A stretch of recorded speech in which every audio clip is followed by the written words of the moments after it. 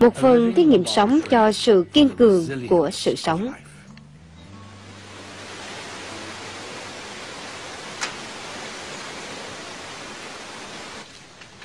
Nhà sinh học Chris biết rất rõ động thực vật của Hawaii chính là những ví dụ tuyệt vời về sự phát triển của sự sống.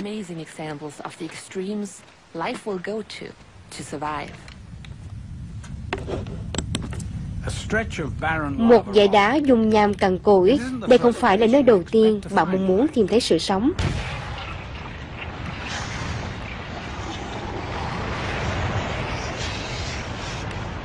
Nhưng đó chính là nơi thiên nhiên đã giấu đi một vài điều đáng ngạc nhiên.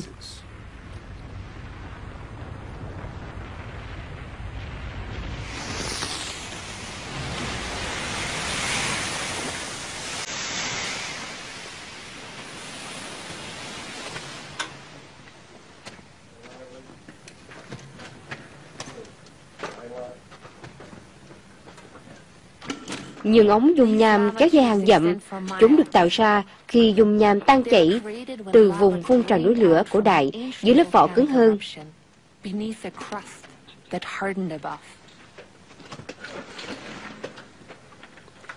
Thật là tuyệt vời, một Hawaii hoàn toàn khác lạ, một Hawaii bí mật ẩn giấu.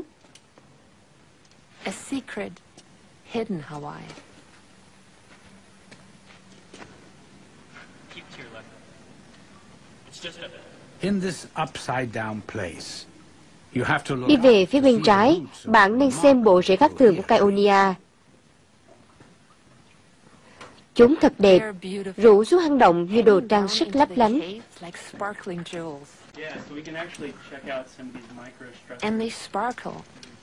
Tôi có thể kiểm tra một số cấu trúc này.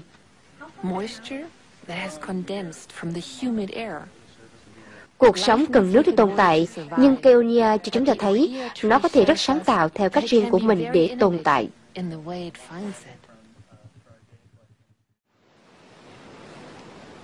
Nước với một chút carbon, một chút năng lượng của mặt trời là những thành phần đơn giản cho sự sống sinh sôi.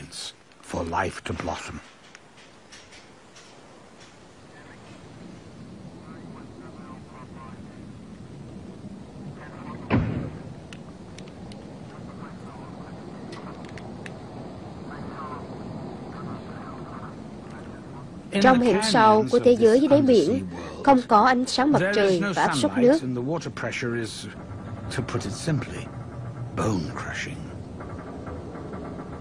Tuy nhiên, cách bề mặt hơn một dặm, sự sống lại phát triển.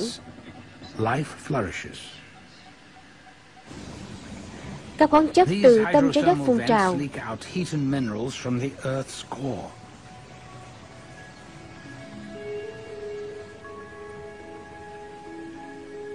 Chúng được gọi là những kẽ xả khói đen và thải ra những đám mây liên hoàn độc hại. Nhưng vi khuẩn đáy biển sâu ở đây lại là món ăn giàu dinh dưỡng.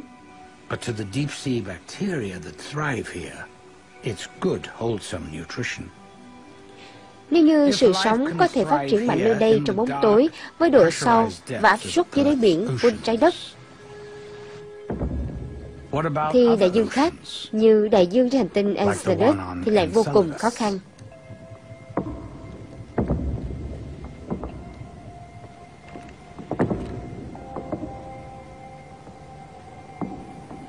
Trong nhiều năm qua, con người đã tìm kiếm trong hệ mặt trời của chúng ta dấu hiệu của sự sống ngoài hành tinh. Nhưng có lẽ đây là mặt trăng lần đầu tiên xác nhận rằng chúng ta không hề cô độc. Một số mặt trăng có tất cả các thành phần chính cho sự sống: nước, carbon và năng lượng. Năng lượng không phải của mặt trời hay núi lửa, nhưng thủy triều lớn được nén chặt dưới lớp băng ướt và được lực hấp dẫn khổng lồ của sao Thổ kéo ra.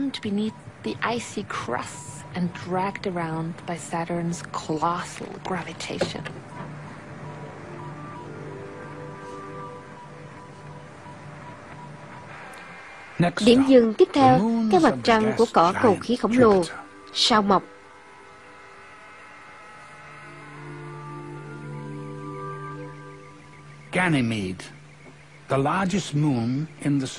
Galileo, mặt trăng lớn nhất trong hệ mặt trời, lớp vỏ băng giá bao phủ nó che giấu bí mật rất kinh ngạc.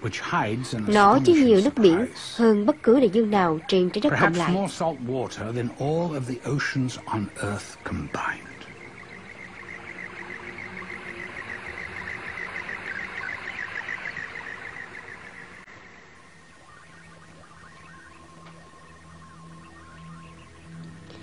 Những gì đang chờ đợi chúng ta nơi đây, trên bề mặt hàng xóm của chúng ta?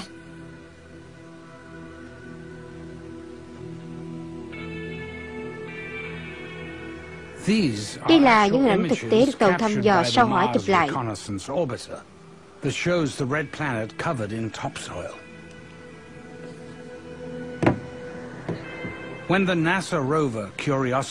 Khi chiếc xe tự hành của NASA lần đầu tiên thu được một ít đất đỏ, các nhà địa chất thấy chúng quen thuộc như đất ở Hawaii.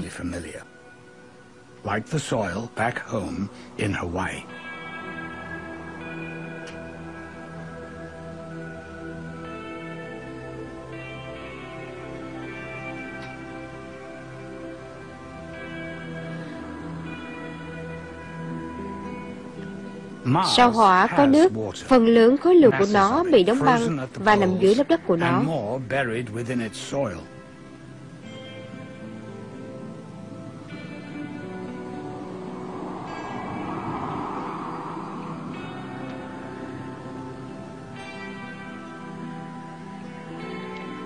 Nước, carbon, năng lượng từ mặt trời, tất cả thành phần cơ bản cho sự sống nơi đây.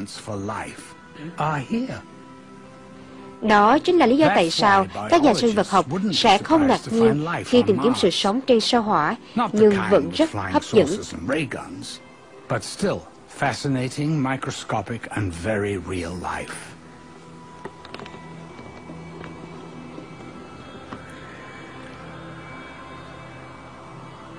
Chúng sẽ phải kiên cường, chịu được nhiệt độ khắc nghiệt và bị từ bức xạ không gian chiếu lên liên tục.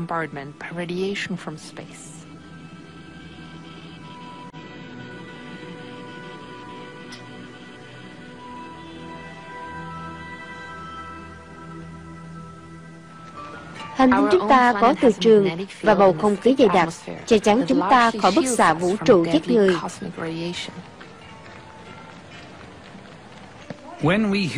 Khi con người chúng ta đặt chân lên sao Hỏa, sẽ cần rất nhiều công nghệ để giúp chúng ta sống sót. Thế nhưng, có một số cư dân của trái đất sẽ phát triển mạnh trên hành tinh đỏ. Bọ gấu nước là một ví dụ chi tiết. A tiny water Bear Grylls.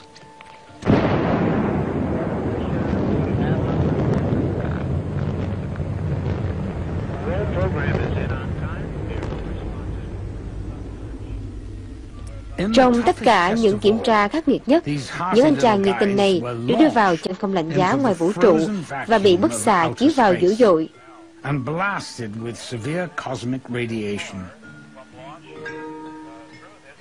Bất lợi đối với con người, nhưng lại không ảnh hưởng gì đến bọ gấu nước.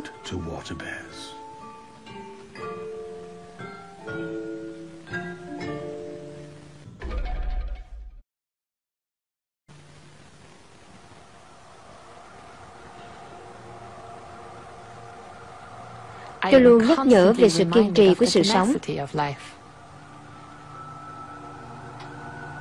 Có lẽ sự sống trong hệ mặt trời của chúng ta phổ biến hơn nhiều so với những gì chúng ta nhận thấy.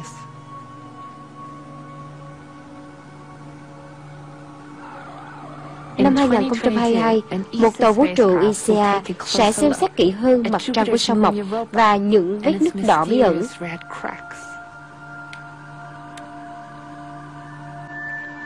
Hệ thống radar xuyên băng sẽ cho chúng ta thấy cái gì nằm dưới bề mặt của thế giới kỳ lạ này.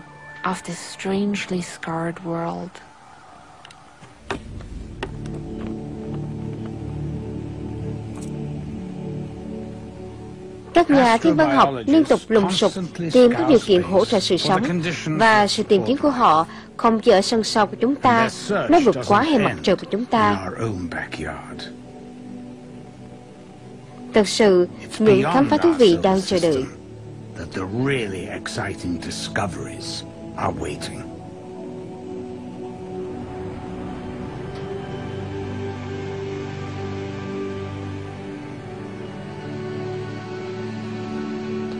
Đây là các cột sáng thế, đám mây khí và bụi lớn. Đám mây bụi này là ngôi nhà lớn của các ngôi sao của chúng ta. This cloud of dust is a star factory in our own galaxy, the Milky Way. It's in awe-inspiring Với độ nhạy phi places thường, like this nó có thể đi vào các ngôi sao để phát hiện nếu có gì đó đi qua phía trước chúng.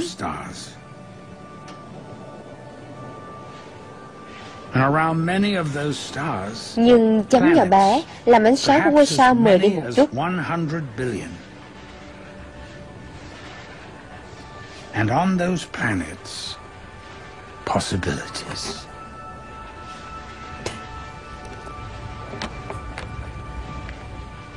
Some of the planets we have already found are much older than Earth. Worlds more than Các chấm twice nhỏ là the các age hành of tinh. Earth. Chỉ sau 1 tháng hoạt động, Kepler tìm thấy các hành tinh khổng lồ đầu tiên của mình. It could have evolved much further than us.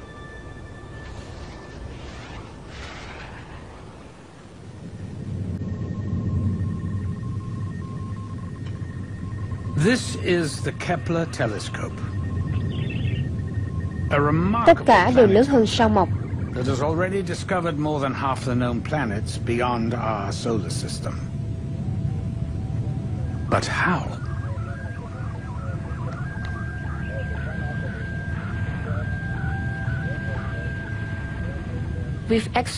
Từ từ nhưng chắc chắn, mặc dù chúng rất khó tìm, Kepler đã phát hiện ra ngày càng nhiều các hành tinh nhỏ, và trong số chúng, khả năng có các hành tinh đầu tiên sẽ ra đời giống như trái đất. Và trong những khu vực nhỏ bé này, nó phát hiện ra hàng ngàn mặt trăng quay quanh mặt trời. Tôi nghĩ rằng một trong những giấc mơ của Stephen đã trở thành sự thật.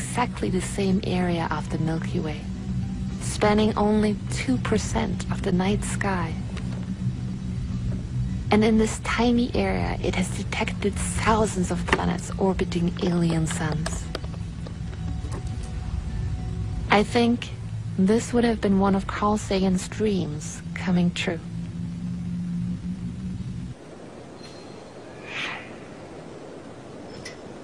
Một khi Kepler đã tìm thấy bằng chứng của hành tinh mới, dữ liệu được chuyển sang các nhà thiên văn học ở Hawaii.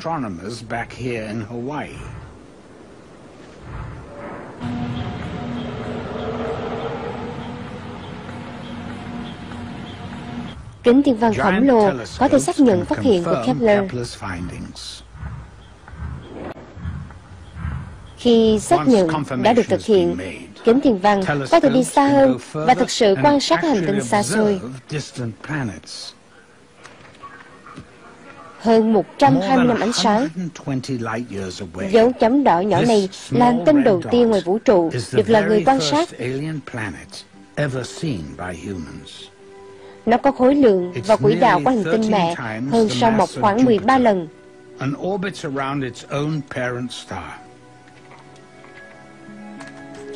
Ngày càng có nhiều hành tinh xa xôi được tập trung quan sát khi kính viễn vọng của chúng ta trở nên thông minh hơn và mạnh hơn. Chúng ta thậm chí có thể nhận ra một hành tinh với một chấm nhỏ, bầu khí quyển và có thể là một môi trường dồi dào cho sự sống.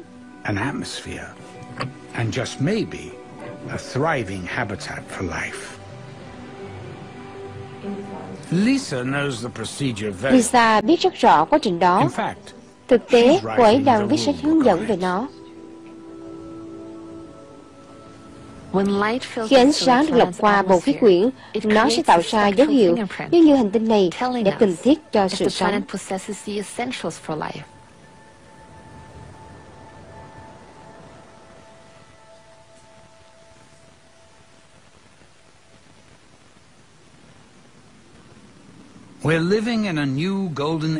Chúng ta đang sống trong thời kỳ vàng son mới của thăm dò vũ trụ.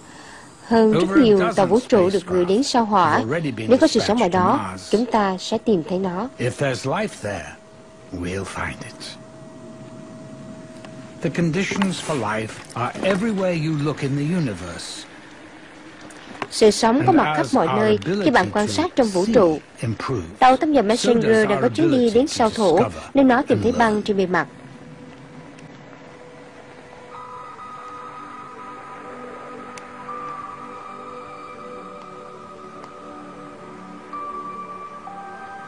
Tàu vũ trụ Juno đã bay bến nửa tỷ dặm để quay quanh sao Mộc, nơi mở ra những bí ẩn của người khổng lồ.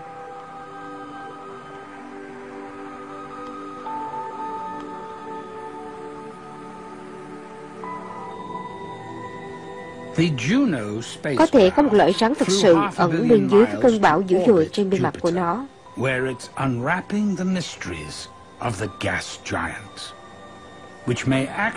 Một lần nữa, chúng ta đã hạ cánh một tàu vũ trụ xuống sao Chổi khi nó bay qua khu vực của chúng ta trong hành trình, và nơi chúng ta đã tìm thấy một điều đáng kinh ngạc và thiết yếu đối với sự sống con người, đó chính là oxy.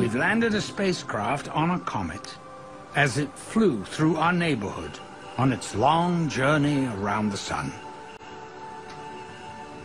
And there we found something astounding and essential to human life. Oxygen.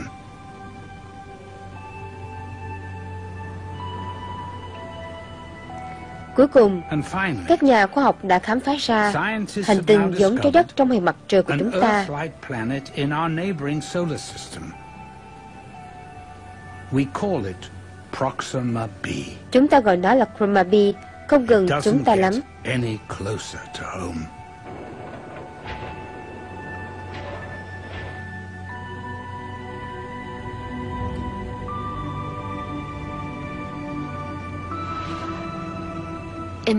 Hãy tưởng tượng rằng chúng ta sớm có thể khám phá cái lục địa, đại dương, và có thể là dấu hiệu sự sống đầu tiên trên thế giới ngoài hành tinh.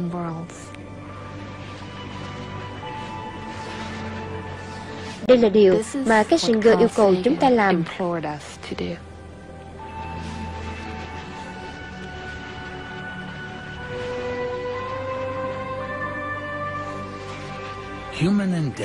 Là người và sự tò mò đang giúp chúng ta hiểu rõ hơn mục đích của chúng ta trong vũ trụ.